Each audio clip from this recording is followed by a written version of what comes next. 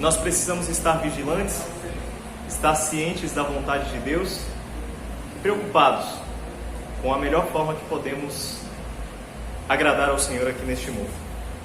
Irmãos, no nosso contato no dia a dia com as coisas comuns, a gente às vezes se esquece, ou pelo menos não dá a devida importância a determinadas coisas que são para nós essenciais.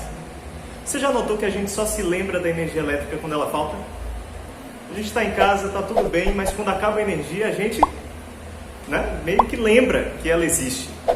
E aí eu acho interessante que a primeira coisa que muitos fazem ao passar de um cômodo para outro é apertar o interruptor, né? Entra no hábito, a gente acha que ela está ali ainda, ela só sumiu da sala, ou seja lá o que for. A gente só sente falta de coisas muito comuns e que estão sempre presentes em nossa vida quando elas faltam. Assim também são pessoas, né? Às vezes a gente não dá o devido valor, mas é em momentos de perda onde nós realmente sentimos o real valor que aquela pessoa tinha. Mas eu hoje estava estudando um pouquinho, o Igor até me perguntou assim: rapaz, você vai pregar sobre o quê? Depois eu te respondi, eu não sei nem se você leu a mensagem, mas eu disse que eu estava muito na dúvida. E aí eu comecei a estudar um texto que para mim é um dos textos mais poéticos da Bíblia, e me veio a indagação sobre uma coisa muito comum e que para nós passa desapercebido porque a gente meio que não sente a falta disso o tempo todo, né? Que são as portas. Já notou o quanto uma porta é útil para todos nós?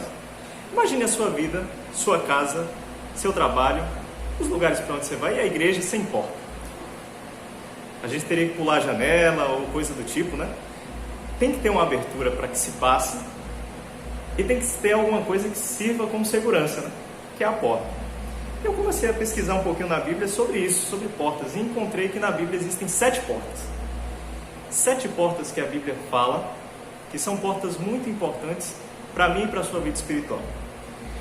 A primeira porta que é mencionada pela Bíblia é a porta do céu, que está em Gênesis 28, 17, a visão de Jacó. Não precisa abrir agora não, fica tranquilo. Gênesis 28, 17, você lembra da visão de Jacó? Onde ele vê uma escada que vai desde a terra até o céu, e anjos descem e sobem por aquela escada, e ele diz que aquele lugar é a casa de Deus, a porta do céu. É a primeira porta que a Bíblia apresenta, a porta do céu. A segunda porta é a porta do inferno. Se existe a porta do céu, existe também a porta do inferno, que é apresentada em Mateus 16, 18, onde Jesus fala a Pedro, né? Pois Pedro, e sobre essa pedra edificarei a minha igreja, e as portas do inferno não prevalecerão contra ela. Então a gente encontra também as portas do inferno, uma atribuição de tudo aquilo que seria imposto contra a igreja, mas iria cair por terra. E louvado seja Deus, porque o Senhor sustentou a igreja nos momentos em que a porta do inferno foi contra ela, ela caiu. Ela não prevaleceu. As portas do inferno.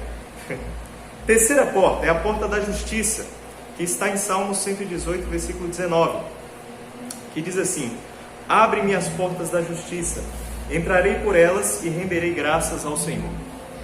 Nós todos precisamos que a justiça seja feita tanto neste mundo quanto no porvir. Nós aguardamos a justiça de Deus ser realmente feita. Afinal de contas, estamos buscando a santificação, buscando a salvação, justamente pensando no momento em que a justiça do Senhor será feita. E virá sobre todos nós e sobre as pessoas que nós amamos. A quarta porta que é mencionada pela Bíblia é a porta dos lábios, que está em Salmos 141, versículo 3. E diz o seguinte: vigia a porta dos meus lábios, a boca, aquilo que falamos, né?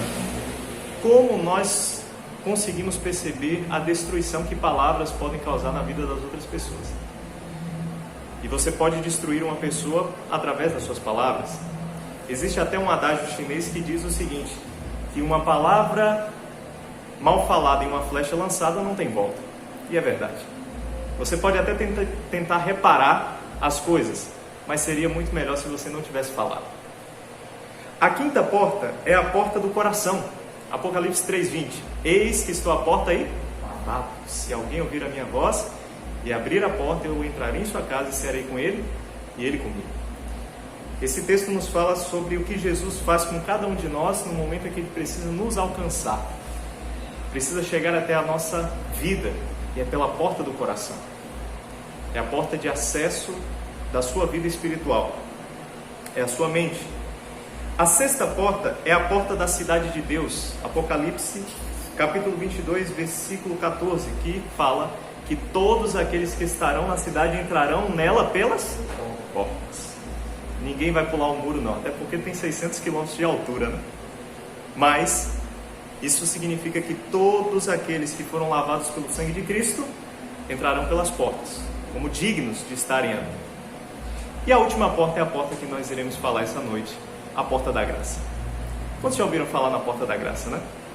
Todos nós que somos adventistas falamos disso o tempo todo. Talvez você ouviu isso no estudo bíblico que você tomou antes de se batizar. E todos nós sabemos que essa porta se encontra aberta, mas que um dia se fechará. O fechamento da porta da graça é até tema de sermão, né, de estudo bíblico. Mas que porta é essa? Como passar por essa porta? E como saber se você já passou pela porta da graça ou não? Se ela está aberta, nós precisamos passar, né? Como saber se nós passamos pela porta da graça ou não? Abra sua Bíblia então em João capítulo 10. Evangelho de João, capítulo 10.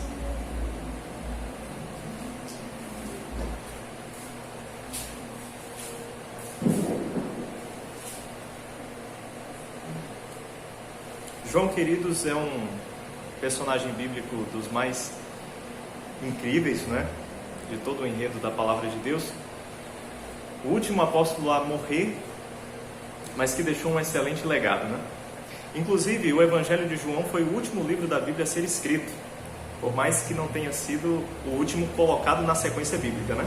Foi o Apocalipse, mas depois que João saiu de Patmos, ele escreveu o Evangelho de João.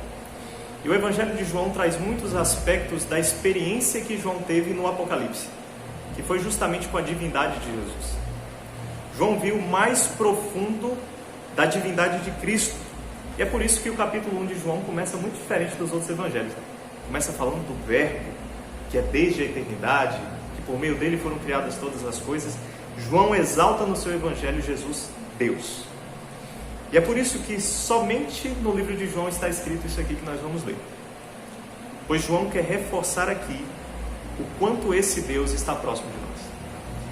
Vamos ler a partir do versículo 1.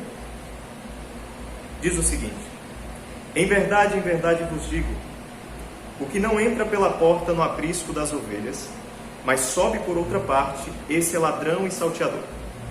Aquele, porém, que entra pela porta, esse é o pastor das ovelhas.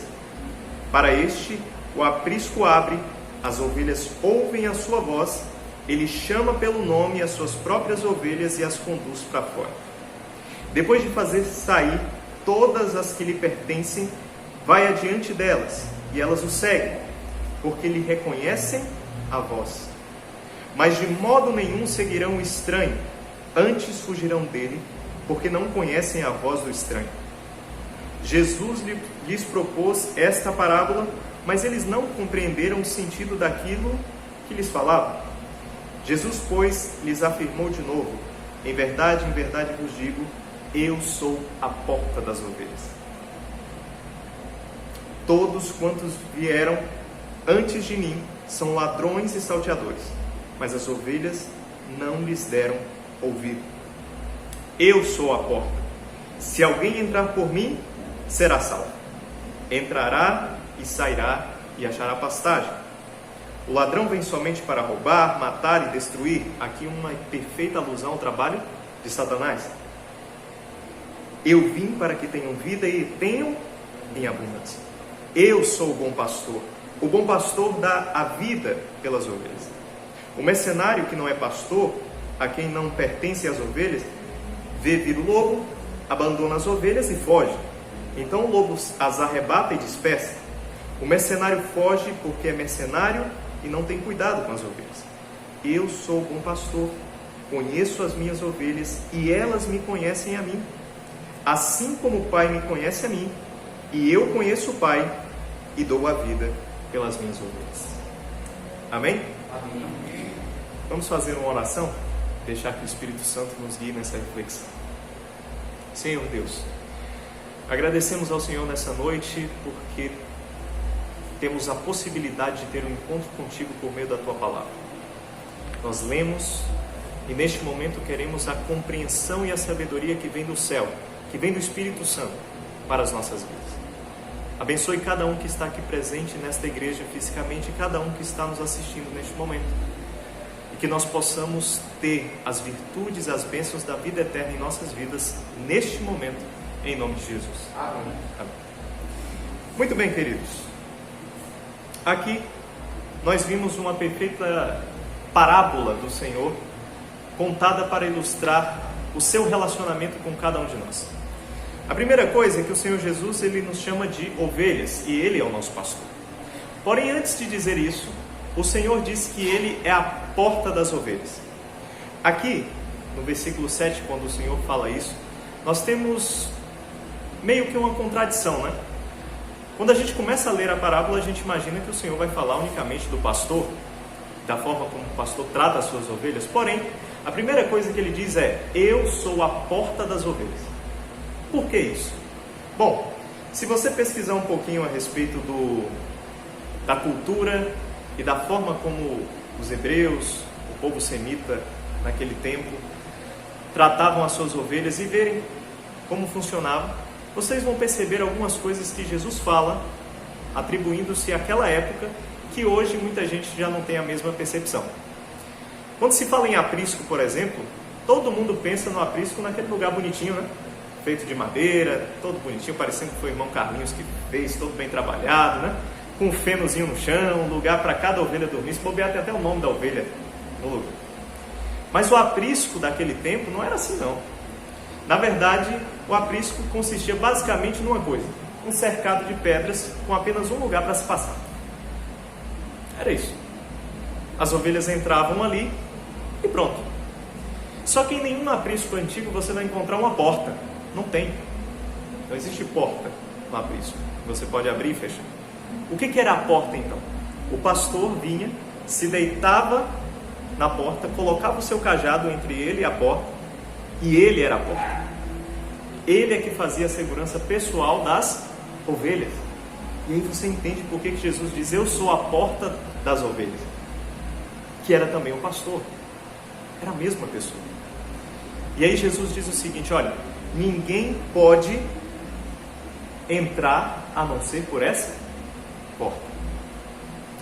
Jesus está falando justamente sobre o relacionamento que deve haver com Ele. E Jesus chama a atenção aqui em primeiro lugar nessa parábola a respeito dos líderes da igreja. Ele diz que somente reconhecerão a voz de um líder as ovelhas que souberem que aquele líder passou pela porta, passou por Cristo. Nenhum líder espiritual vai ter nenhum tipo de relevância na vida de qualquer ovelha da igreja se não tiver uma vida prática com Deus. Se não tiver uma vida verdadeiramente dedicada a Deus, na sua vida prática, no seu exemplo, em todas as coisas que ele faz. E a ovelha que é a ovelha reconhece isso. As ovelhas reconhecem aqueles que realmente ouviram a voz do pastor e entraram pela porta, que é esse mesmo pastor. A segunda coisa que é dita no verso 11 é que Jesus é o bom pastor e que esse pastor ele dá a vida pelas suas ovelhas. Naquele tempo, qualquer israelita que escutasse isso entenderia perfeitamente o que Jesus estava tentando dizer. Afinal de contas, os pastores corriam risco de vida ao estarem no deserto com as suas ovelhas. Haviam lobos, ursos, né? Havia todo tipo de perigo, serpentes, além de ser um ambiente propício para a morte, né? Não sei quantos aqui já ouviram aspectos assim sobre o deserto, mas de dia o deserto ele é um calor escaldante e à noite um frio cortante. É um ambiente inóspito. E eu acho interessante que muita gente pensa, né, quando Deus fala o seguinte: olha, eu levarei Israel para uma terra que emana leite e mel. E todo mundo pensa que quando Israel chegou, né, e viu aquele lindo lugar, né, que tinha frutas, aquele cacho de uva que precisou de 2 homens para carregar, a gente pensa: poxa, a terra prometida era incrível, depois que se tornou um problema. Não. Eles viram um pedaço mais bonito. Mas Israel, e até hoje é assim, é 85% deserto. A terra prometida se tornaria a terra que emana leite e mel depois que eles fossem obedientes ao Senhor. Depois que eles dessem o passo da fé, antes de Deus abrir o mar, eles tiveram que marchar. Antes de Deus transformar aquela terra em uma terra que emana leite e mel, eles tinham que entrar e obedecer ao Senhor. Então eles entendiam perfeitamente qual era a analogia que Jesus estava fazendo, de arriscar a sua vida e de dar a sua vida pelas ovelhas. O pastor fazia isso. E as ovelhas reconheciam a voz do pastor. Irmãos, hoje nós temos diversos pensamentos, diversas ideologias. O que não falta é coisa para você acreditar, sabe? Mas aqueles que verdadeiramente conhecem a Jesus reconhecem a sua voz no meio dos gritos. Algum tempo atrás nós estávamos lá em Porto Seguro e o pastor Rodrigo Silva fazia uma mensagem a respeito dos pastores, né? Daquele tempo em Israel. Ele disse que em uma de suas visitas a Israel ele percebeu a movimentação de alguns pastores trazendo suas ovelhas para tomarem água. Num pequeno lugar de água barrenta, salobra. E aí, quando eles trouxeram seus rebanhos, os rebanhos se misturaram. E os pastores ficaram um em cada lugar. E todas as ovelhas ficaram misturadas. Ele parou, começou a observar e pensou, bem, eu quero saber como é que eles vão fazer agora para saber quais são as ovelhas deles. Porque nenhuma delas é marcada. Não havia nada que mostrasse que uma ovelha era de um ou de outro. Mas para surpresa dele, depois que elas tomaram água e foi a hora de ir embora, um dos pastores se levantou e deu um daqueles gritos, sabe? Eu não vou imitar, né, irmãos, para não passar essa vergonha, mas eu sei fazer. Deu um daqueles gritos do pessoal lá do Oriente Médio e todas as ovelhas que eram dele saíram do meio das outras e o seguiram. Depois um outro se levantou, deu um assovio, as que eram dele se levantaram e saíram. Não ficou uma ovelha misturada com a outra. Todas reconheceram a voz do seu pastor. Ovelhas também são animais que não sobrevivem longe do pastor, sabia disso? É por isso que os pastores até hoje lá em Israel, eles criam as ovelhas com os filhos. E os filhos vão crescendo junto com as ovelhas. É por isso que ovelhas velhas não são vendidas para outro pastor, porque ela morre de fome e de sede, mesmo com a comida lá, ela não come, porque ela se acostuma com o pastor e só obedece à voz dele.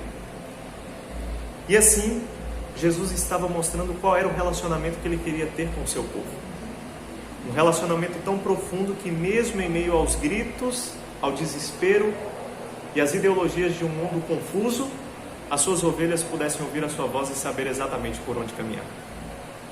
Aqueles que são verdadeiramente ovelhas de Cristo não ficam confusos ou perdidos neste mundo. Não há como esse mundo roubar a paz do coração daqueles que verdadeiramente estão seguindo a voz do seu mestre. E vocês lembram daquela linda visão de Ellen White? Quando ela vê um caminho estreito, ao lado trevas, à frente Jesus guiando o seu povo. Aqueles que focavam o seu olhar em Cristo não caíam do caminho. Mas se alguém parasse para observar o que estava acontecendo ao redor, ficava para trás. Ficava em meio à escuridão. Isso era um símbolo de que nós não devemos dar ouvidos a ideologias que não provêm da palavra de Deus. Não devemos dar ouvidos à confusão espiritual que esse mundo está afundado, à junção das coisas que são sagradas com as coisas que são profanas. Não há união entre luz e trevas. Ou são uma coisa, ou são outra. O último ponto que a parábola nos apresenta está descrita no versículo 14 e no versículo 15, em que Jesus diz: eu conheço as minhas ovelhas e elas me conhecem, assim como eu conheço o Pai e Ele me conhece, eu conheço as minhas ovelhas. Irmãos, a palavra conhecer na Bíblia vai muito além daquilo que o nosso português abrange. A palavra conhecer na Bíblia e no hebraico bíblico vem da palavra yada. do verbo iad. E em grego é traduzido como ginoski. E essas duas palavras têm o mesmo sentido de dizer uma profunda e intensa intimidade, inclusive usada em alguns aspectos como intimidade sexual, de tão profunda que é. Todas as vezes que a Bíblia fala em conhecer, ela está falando no sentido mais profundo que existe do conhecimento. Conhecimento mental, espiritual, físico, emocional, o mais profundo. Então, quando Jesus diz assim, eu conheço as minhas ovelhas, é porque ele tem um conhecimento mais profundo e mais intenso com elas. E ele diz o seguinte, e assim como eu conheço o Pai, e veja, quem melhor para conhecer o Pai senão Cristo, que é um com ele? E assim como eu conheço o Pai, as minhas ovelhas também me conhecem. Aqui está um ponto central da mensagem dessa noite. As verdadeiras ovelhas de Cristo conhecem a Cristo como ele conhece o Pai.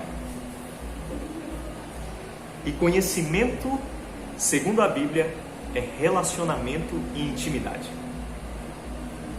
Tão profunda e tão intensa que as duas partes chegam a se misturar. É assim que deve ser o nosso relacionamento com Cristo.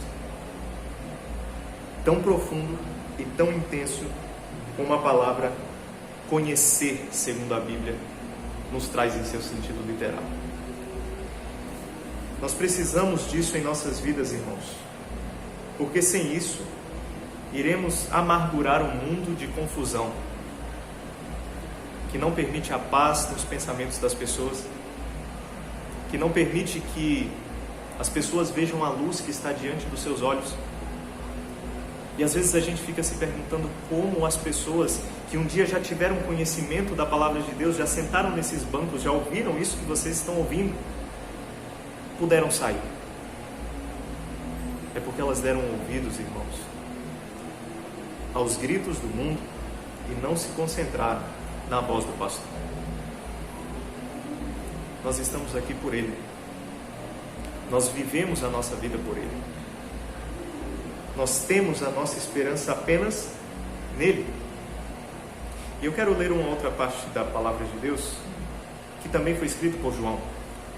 Lá em 1 João 2, versículo 4, ainda seguindo na mesma linha do que nós estamos falando sobre conhecer. E olha o que João, de maneira inspirada por Deus, 1 João capítulo 2, versículo 4, nos diz.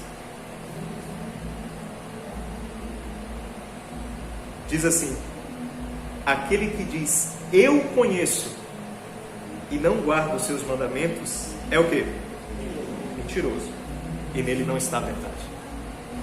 Aquele que diz, eu conheço, eu tenho uma intimidade bíblica que a Bíblia fala que eu devo ter com Cristo.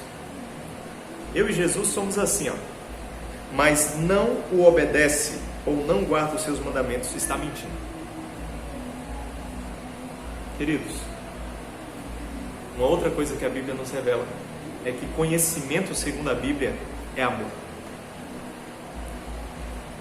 No livro de João também, capítulo 14, versículo 15, João vai dizer o seguinte, segundo o que o próprio Senhor Jesus disse, se me amais, guardareis os meus mandamentos. E você acabou de ler que aquele que diz que conhece o Senhor e não guarda seus mandamentos é mentiroso. O caminho para uma intimidade profunda com Cristo, com aquele que é o nosso pastor, passa pela obediência. Passa por conhecer a vontade de Deus para todos os aspectos da sua vida. Passa por verdadeiramente saber de onde você veio e para onde você está voltando. Amar a Deus e não procurar agradá-lo pela obediência é uma contradição. Dizer que nós estamos verdadeiramente buscando o reino de Cristo e não queremos que a sua vontade seja feita em nossa vida, significa que nós estamos no caminho errado. E às vezes a gente não precisa explicar isso através de palavras, não.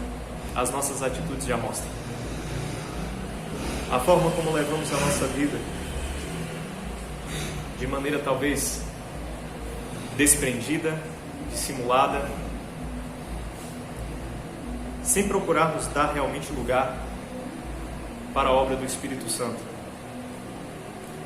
Muitos que já tomaram estudo bíblico, que já conheceram a palavra de Deus de alguma forma ou de outra, muitos já disseram o seguinte: olha, eu prefiro não saber essa parte, porque se eu não souber, é melhor, né? As pessoas não entendem que o próprio ato de se privar da informação da salvação já serve para a sua condenação. E nós às vezes fechamos os olhos para aquilo que já conhecemos e já aceitamos. É por isso que o Senhor nos traz essa mensagem hoje. Como está verdadeiramente o seu conhecimento de Cristo, que é manifesto por um relacionamento profundo e intenso todos os dias? Quem é Jesus na sua vida? E sabendo que Ele é a porta da graça, você já passou por ela? Você tem passado pela porta da graça todos os dias? Não sabemos o exato momento em que essa porta se fechará. Mas no capítulo 10, como lemos, Jesus disse que além de Ele ser a porta, as ovelhas entram e saem. Nós temos que entrar pela porta todo dia. Nós temos que voltar pela porta todos os dias. Esse é o contato pessoal, individual e sincero que devemos ter com o Senhor por meio da oração, do jejum, do estudo da Bíblia, de tudo aquilo que verdadeiramente a Bíblia chama de armas espirituais. Nós estamos vivendo momentos, irmãos, que nem a mente mais pessimista imaginaria no final do ano passado. Nem o mais pessimista imaginaria isso. Nem o mais pessimista imaginaria o que está se formando à nossa frente em termos de crise, de problemas, de consequências sociais, psicológicas, espirituais que vem à frente. Porém, de uma coisa eu tenho certeza: aqueles que estão sob o aprisco de Cristo estarão seguros. Amém. Aqueles que colocaram as suas vidas sob as ordens da voz do pastor estarão em perfeita segurança. Amém. Se você talvez tenha fraquejado ou ainda não tenha feito isso da maneira como deveria fazer e sabe como pode fazer isso, talvez você não tenha tido forças para todos os dias poder estar consagrando a sua vida a Deus da maneira como deveria. Que você hoje possa fazer um propósito verdadeiro e sincero com o Senhor em seu coração. Que você não permita que essa noite e esse momento aqui passe, que é um momento de encontro comunitário com Deus, para que você tome a sua decisão. Nem nós que estamos aqui, nem qualquer um que está assistindo neste momento, o alcance da voz do pastor vai a todos aqueles que realmente reconhecem a sua voz. O que a voz de Jesus tem dito a você? Essa voz grita alto ao seu coração ou há muito tempo ela não fala mais? A voz do pastor que Jesus queria falar é a voz do Espírito Santo. Uma voz que fala, mas cada vez que resistimos ela fica mais fraca e mais baixa. Muitos não escutam mais. Se você ainda escuta um pouquinho dessa voz, que você possa dar ouvidos a ela, voltar para a condição espiritual que verdadeiramente Jesus espera de você. Queridos,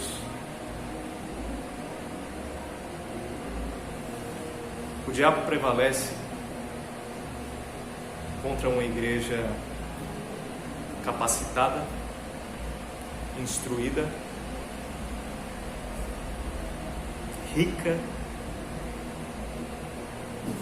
mas jamais ficará de pé contra uma igreja consagrada. Amém.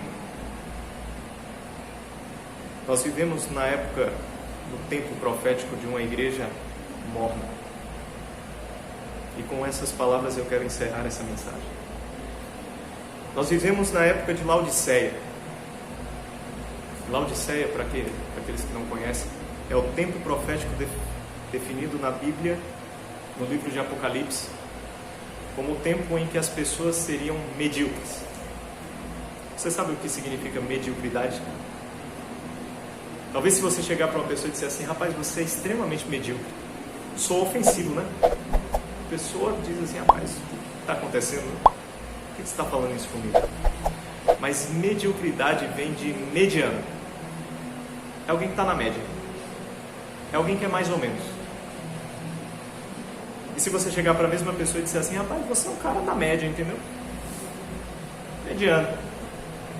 Às vezes, dependendo do cara, é até um elogio. Ele fala: poxa, que maravilha. Mas você chama ele de medíocre. É a mesma coisa. E Jesus disse que as pessoas medíocres são mornas.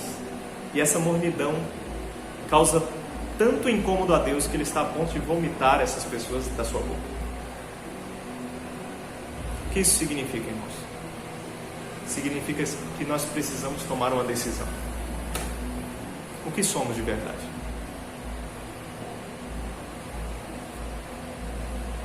O que a nossa vida verdadeiramente representa?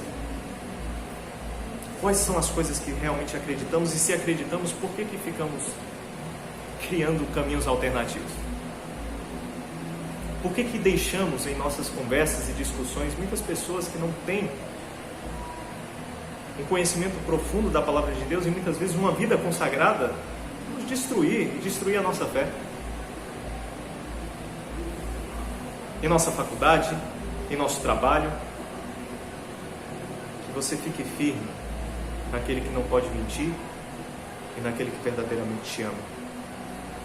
O pastor que deu a vida pelas suas ovelhas, que é o nosso Senhor Jesus. Que essa seja a decisão do seu coração nessa noite.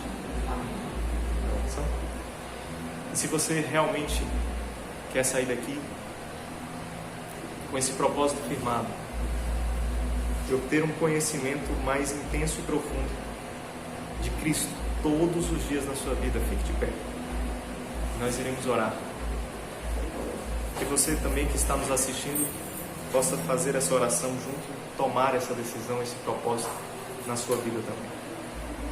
Oremos. Senhor Deus, obrigado pelas palavras de vida eterna que o Senhor trouxe a cada um de nós nessa noite. Obrigado porque a Tua palavra é rica em salvação, Senhor. E nós precisamos dela todo momento. Então traga a nós, ó Deus, a porta da graça aberta neste momento, que é o próprio Senhor Jesus. E que nós passemos por essa porta, lavados pelo sangue dele, purificados do pecado. Amém, Senhor. Que a nossa vida em todo momento seja uma vida de andar ao lado de Cristo. Amém. Conhecendo Ele da forma mais profunda como a Bíblia nos mostra. De forma espiritual, de forma emocional, física e mental, de todas as maneiras e de tudo que faz parte de cada um de nós, Senhor. Estejamos conectados a Cristo. E que como genuíno pastor, o Senhor Jesus, nos conduza até a cidade santa, onde também entraremos pelas portas. Fica conosco, nos dê uma noite em Tua poderosa presença. É o que nós pedimos em nome de Jesus. Amém. Amém.